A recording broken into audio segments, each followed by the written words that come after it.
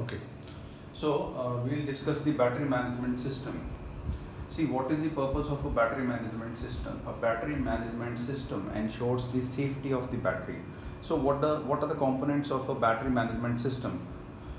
We have the battery packs, we have the different cells, cell 1, cell 2, cell 3, cell 4, and then this further is connected to the charging and discharging segment, and then this discharging segment is connected to the cell balance. So there are measurement equipments being installed in the battery management system, which measures the amount of temperature, which measures the amount of voltage, which measures the amount of the current, that is the current in and out of the pack. So this is further, the battery pack is connected to the measurement system, and the measurement is further connected to the capability estimations, number one. Second, it is connected to the state of the charge, then it is connected to the state of the health, then we have thermal management.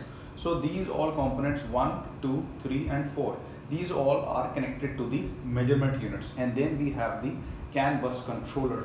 So what happens is, we are using the lithium ion battery, and the lithium ion battery has an energy density of around 100 to 265 watt hour per kg. So this is the amount of energy being generated from a lithium ion battery. So what happens is, the lithium ion battery temperature increases, and this battery management system helps us to cool the temperature and maintain the battery temperature. So what it is importance is, the main function is the safety of the battery. So, and very important in this BMS is the safety, number one. Then second, we have the performance optimization. Then third, we have the health diagnostic monitoring, and then we have fourth is the communication. So this battery management systems helps us to make our battery safe, and it recharges the battery with a proper cell balancing. So this cell balancing is very important, and this cell balancing is also connected with the measurement units.